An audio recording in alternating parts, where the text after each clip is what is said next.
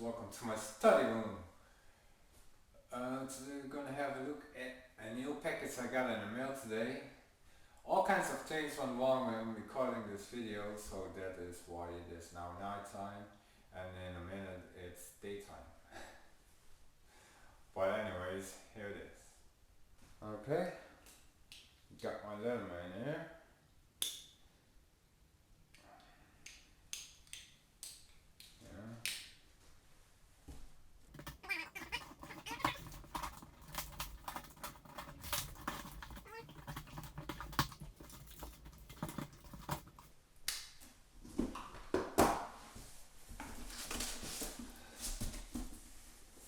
Alright, let's see. Let me move this globe out of the way. Oh, that's a bunch of paper,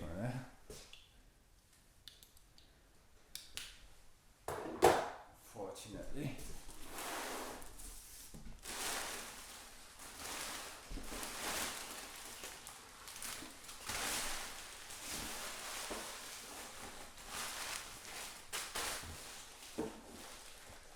Wow, this is bigger than I thought.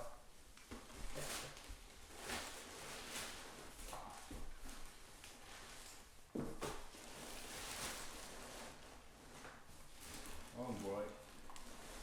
Ugh.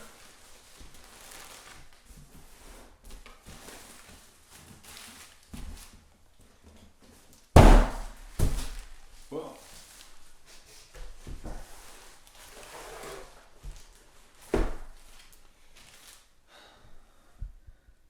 That's really heavy. For a Bible.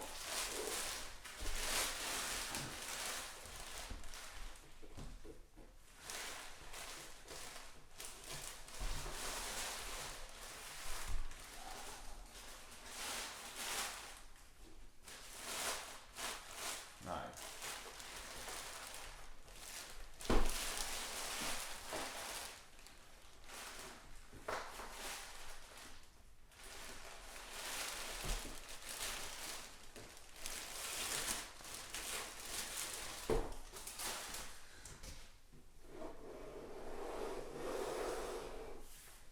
There we go.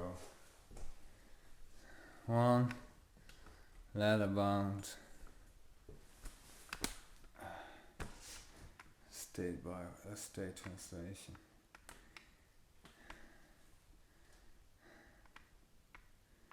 It's really big. Let me hold it so you can see it in comparison how big it is. And hold on, gonna be in the picture.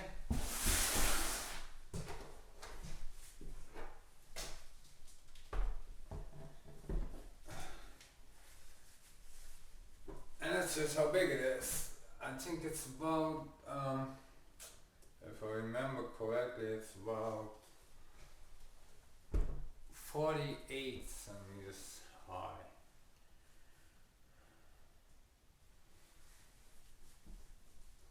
Something like that. It's almost half a meter. I remember that much. Of course, I never have my measurement tape on me when I need it.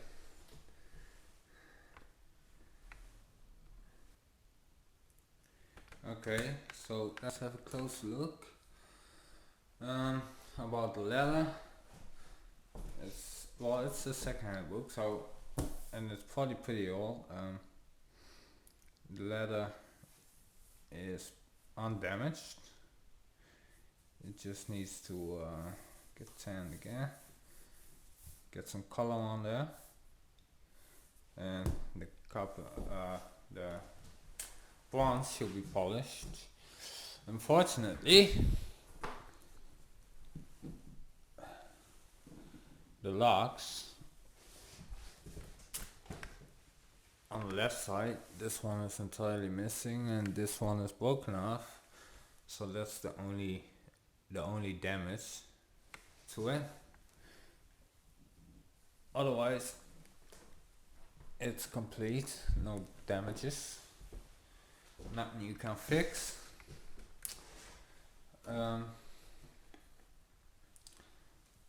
So this is actually this is a recreation and imitation of the state translation as it was printed by the widow of Paulus as van Ravesteyn in 1657. And why I say it's imitation, that's because I believe they make these since the 60s. So they photocopied everything with well, not like how we do it, but with professional setup, of course. So you can be sure it's exactly the same. The cover was like this in 1657. The pages were the same size. Everything is exactly the same. So yeah, this is the title page. For my English viewers, you probably see a lot of similarities with the King James title page. That's just how they did it in the 17th century. And all the state translations pretty much had the same page. Only, well, obviously this weapon was different, but only the bottom was different. Like this printer had this scene on it. Some had the city of Leiden on it. Some had the city with Leiden on it with city walls. Some had it without city walls. And the weapon was different. Some have a chair, some have a throne, some whatever. It always says Eenheid maakt Macht. Unity makes strong. That's what it means.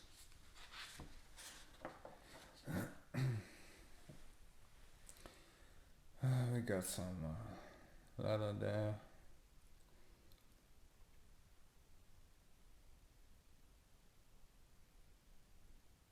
Of the mayors, and I'm not sure what the readers are. Of Amsterdam. Here we have the letter from the Statenbijbel. It's like that was like the parliament at the time. We got a Gister, a whole lot of little words. Focus. Please focus. Oh, close enough.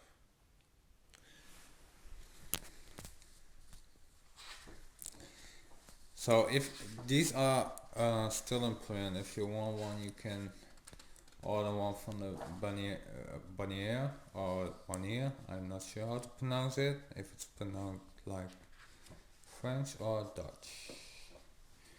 But they cost about 275 euros if I'm not mistaken. So if you're American, count on I don't know, something like $340.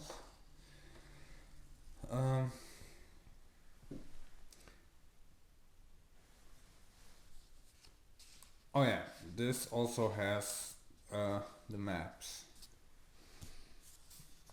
Well, this is a recap of how the world was at the time. Here we got some map.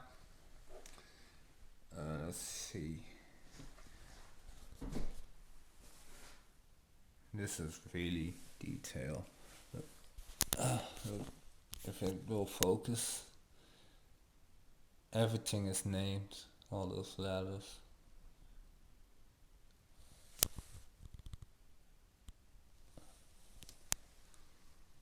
That's a nice map. Get a total picture. There we go. Really nice.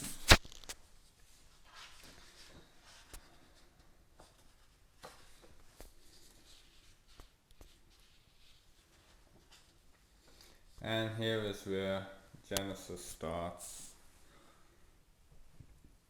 Now, how this works. Every book has like a little introduction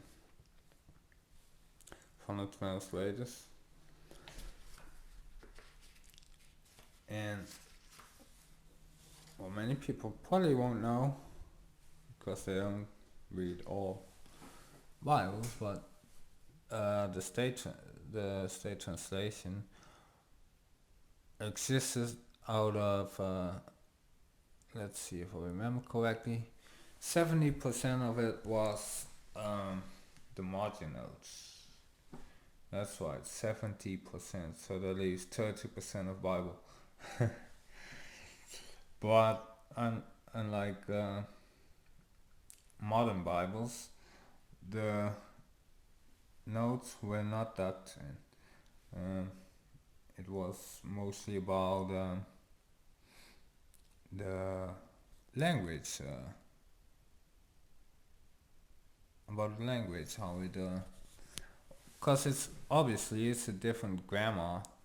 The Greek and Hebrew is a different grammar than Dutch, also as English. So that's what the side notes are all about. It stays neutral on doctrine.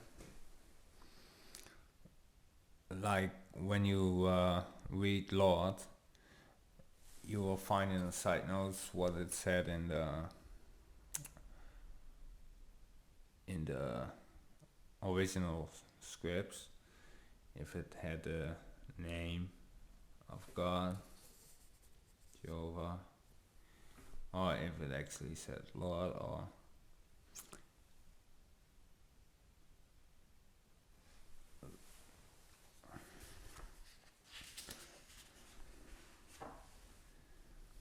so yeah.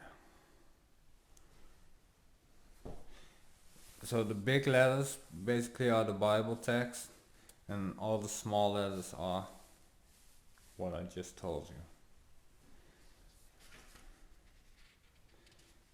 Here a bit about paradise. It's a geographical description with a map.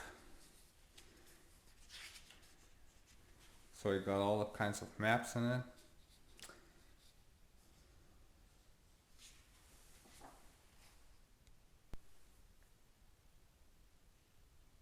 I'm having some issues recording every 9 minutes. The phone crashes. As you can see, we started out in daylight and it's dark outside now. But yeah, anyway. We'll just have to bear with it. Okay, we're almost done anyway, so here we got a final book of Revelation. It ends here. This is the end of the Bible. So you got the final print here. But as you can see, there's a lot more behind that. So we're just gonna have to go through that. First you get the register of the New Testament. And here we got the apocryphal books. I'm not sure how to say that in English, so let me take it off.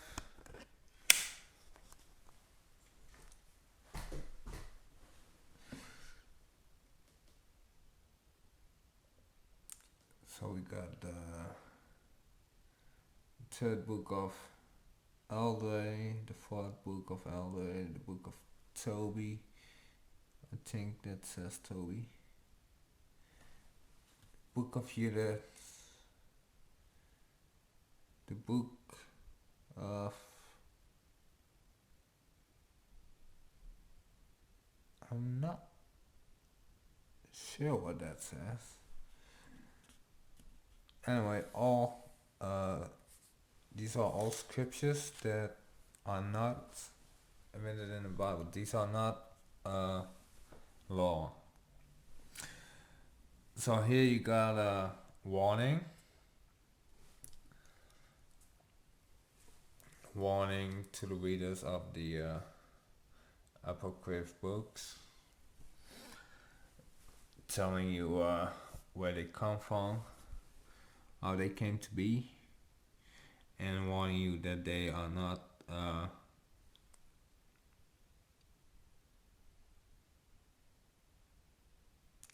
that they are just not part of the Bible.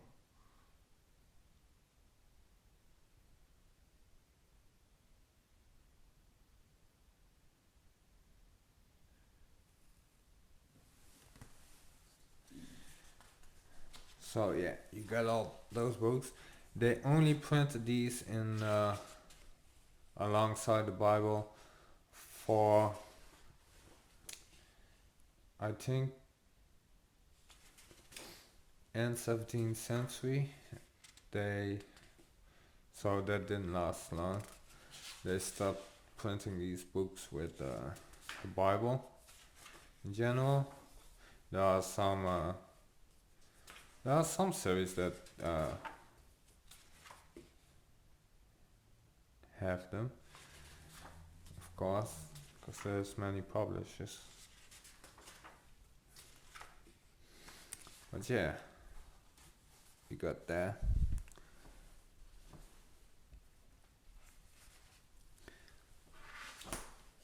Those are more, how do you call it? Doctrine, I suppose. There it ends with the final book. And there was a note from the company who made this reproduction.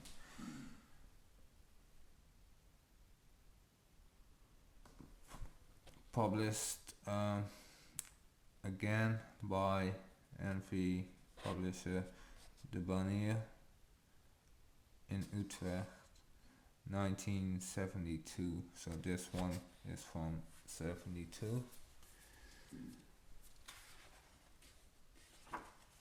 An old one. So obviously, if you buy a new one, 2015, it doesn't look like this old. It will be brand new. Don't worry about that.